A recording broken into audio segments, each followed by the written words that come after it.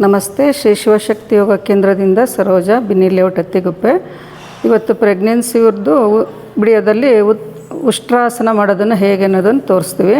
ಮಾಡಿ ಮಂಡಿ ಮೇಲೆ ನಿಂತ್ಕೋಬೇಕು. ಮಂಡಿ ಸ್ವಲ್ಪ ಅಗಲ ಇಟ್ಕೋಬೇಕು. ಈ ಕೈಗಳನ್ನು ಬಟೆಕ್ಸ್ ಮೇಲೆ ಇಟ್ಕೊಂಡು ಸೊಂಟದ ಭಾಗ ಮುಂದಕ್ಕೆ ನೂಕಬೇಕು.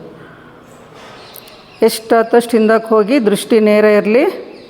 ಚೆನ್ನಾಗಿ ಬ್ರೀದ್ ಮಾಡ್ತಾಯಿರಿ. ಚೆಸ್ಟ್ ಭಾಗ, ರಿಪ್ಸ್ ಭಾಗ ಚೆನ್ನಾಗಿ ಓಪನ್ ಆಗಲಿ. ಥೈಸ್ ಭಾಗನೂ ಸ್ಟ್ರೆಚ್ ಆಗುತ್ತೆ.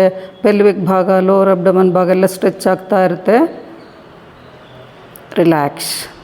ವಜ್ರಾಸನದಲ್ಲಿ ಕೂತ್ಕೊಳ್ಳಿ.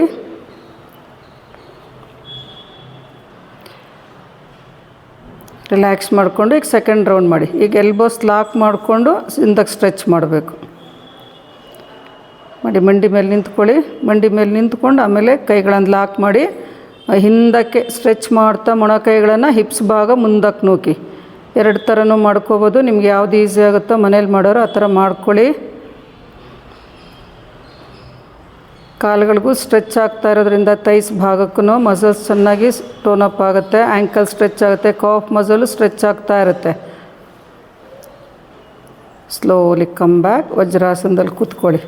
ವಜ್ರಾಸನದಲ್ಲಿ ಕೂತ್ಕೊಳ್ಳೋದ್ರಿಂದ ಇದು ಸ್ವೆಲ್ಲಿಂಗ್ ಇರುತ್ತಲ್ಲ, ಕಾಲು ಊತಗಳಿರುತ್ತಲ್ಲ ಪ್ರೆಗ್ನೆನ್ಸಿಯವ್ರಿಗೆ, ಅದೆಲ್ಲ ಕಡಿಮೆ ಆಗುತ್ತೆ. ಮತ್ತು ಸೆಕೆಂಡ್ ಹಾರ್ಟ್ ಅಂತ ಹೇಳೋದು ಕಾಫ್ ಮಸಲ್ಸ್ನ. ಪ್ರತಿಯೊಬ್ಬರೂ ಅದನ್ನು ಹೆಲ್ತಿಯಾಗಿ ಇಟ್ಕೋಬೇಕು, ಆರೋಗ್ಯವಾಗಿ ಇಟ್ಕೋಬೇಕು ಪ್ರತಿಯೊಬ್ಬರೂ. ಪ್ರೆಗ್ನೆನ್ಸಿಯವ್ರು ಅಷ್ಟೇ ಅಂತಲ್ಲ, ಬೇರೆ ಎಲ್ಲರೂ ಬ್ಲಡ್ ಸರ್ಕ್ಯುಲೇಷನ್ ಚೆನ್ನಾಗಾಗುತ್ತೆ. ಎಲ್ಲರೂ ಇದು ಮಾಡ್ಕೊಳ್ಳಿ, ಇದ್ರ ಉಪಯೋಗ ಪಡ್ಕೊಳ್ಳಿ.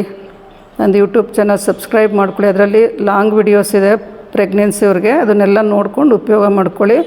ಆರೋಗ್ಯವಾಗಿರಿ ಎಲ್ಲರೂ. ನಮಸ್ತೆ.